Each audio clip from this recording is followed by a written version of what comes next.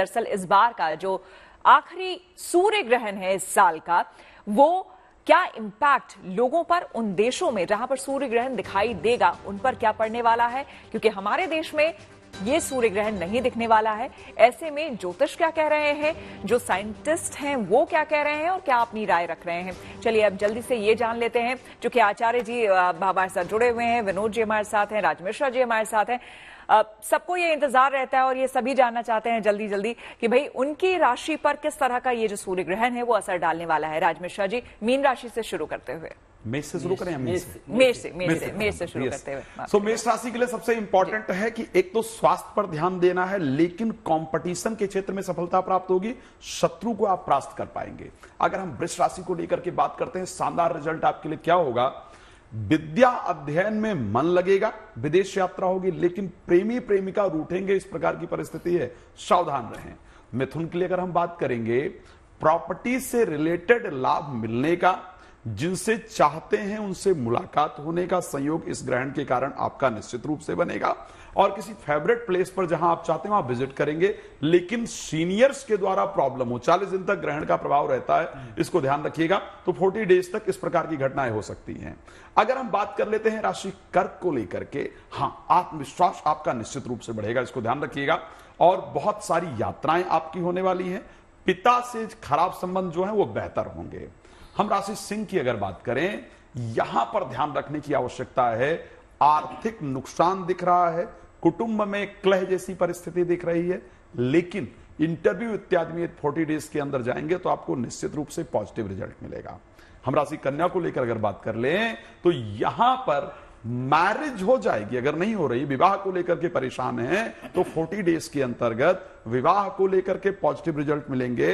अपने जो life partner है उनके साथ जो विवाद चल रहा है वो सॉल्व होगा, लेकिन एक बात ध्यान रखिएगा, हेल्थ को लेकर के और दुर्घटना जैसी परिस्थिति दिख रही है, तो थोड़ा ध्यान रखने की आवश्यकता है। भगवान की आराधना करें और ग्रहण के बाद घी में चेहरा देख करके दान कीजिए, ना दिखे तब भी उसको कांसी कटोरी में घी डालिए और फेस देखिए और दान कीजिए, तो उससे जो भी नकारात्मक इंपैक्ट आपके ऊपर है वो नहीं पड़ेगा। जी श्वेता जी।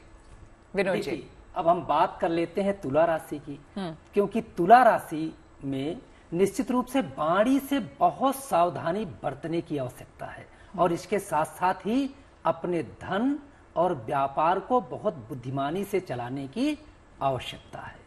अब बात कर लेते हैं वृश्चिक राशि की, तो निश्चित रूप से परिवार को अच्छे ढंग से देखें, ऊंची आवाज में यदि 1 महीने तक बात ना करें तो ज्यादा अच्छा रहेगा। अब बात कर लेते हैं धनु राशि की।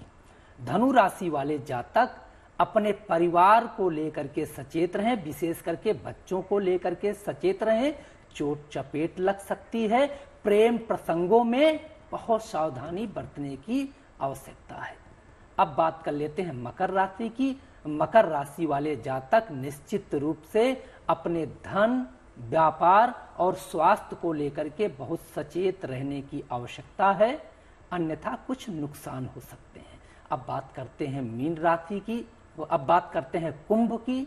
तो निश्चित रूप से आपके कार्य क्षेत्र में कुछ दिक्कतें आपको महसूस हो सकती हैं, लेकिन जो है इसी क्षेत्र का कोई ऐसा व्यक्ति मिलेगा जो आपको आपके क्षेत्र में आगे ले जाने का प्रयास करेगा।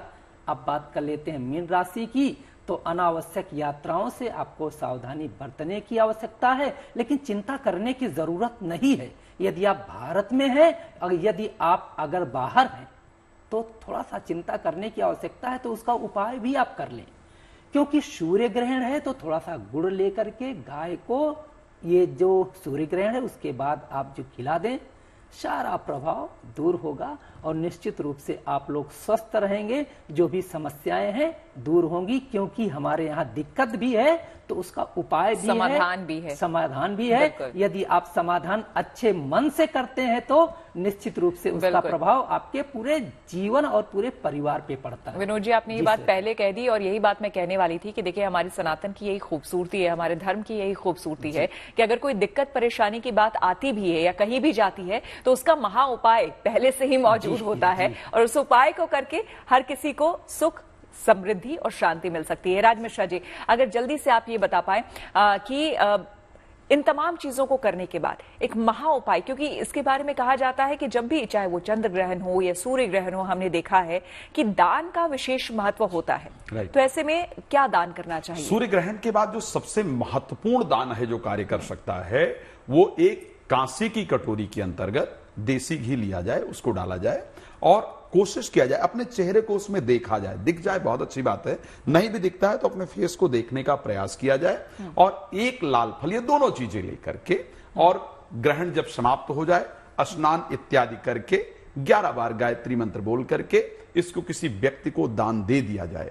इतना कर लेने से कोई भी नेगेटिव इंपैक्ट सूर्य ग्रहण का नहीं पड़ता है। सूर्य ग्रहण के बारे में इस दान का अगर बात किया जाए तो गर्ग संहिता इत्यादि के अंतर्गत भी इसका विशेश वर्णन मिलता है। तो मेरे दृष्टि से बहुत शानदार दान होगा श्वेता जी। और ये हर कोई कर सकता है, यानी कोई भी कर सकता है। अभी 12 राशियों के बारे में हमने बात की। इसको लेकर के मेष से लेकर के मीन राशि पर्यंत कोई भी व्यक्ति अगर इसको करेगा तो निश्चित रूप से उसको पॉजिटिव इंपैक्ट ही मिलेगा और ग्रहण का कोई नकारात्मक प्रभाव उसके ऊपर नहीं पड़ेगा। विनोद जी, और कोई एक खास मंत्र जो इस दौरान, मतलब पूरे ग्रहण काल के दौरान 3:17 तक चूंकि ग्रहण रहने वाला है, तो इस ग्रहण काल के दौरान कोई एक मंत्र जो कि महामंत्र के रूप में हो? देखिए श्वेता जी, निश्चित रूप से जब भी सूर्य ग्रहण या चंद्र ग्रहण की स्थिति होती है तो क्योंकि नकारात्मक प्रभाव होता है और नकारात्मक प्रभाव को पॉजिटिव ऊर्जा ही दूर कर सकती है। क्योंकि हमारे वेद शास्त्रों के जो एक तरह से मंत्र हैं वो ऋषि मनीषियों ने अपने ज्ञान से काखा गाघा अंगा छत्री ज्ञान के जो शब्द हैं, शिवसूत्र जाल है, उन शिवसूत्र जालों से सुंदर सुंदर वर्णों को जो मिला के मंत्र बनाए।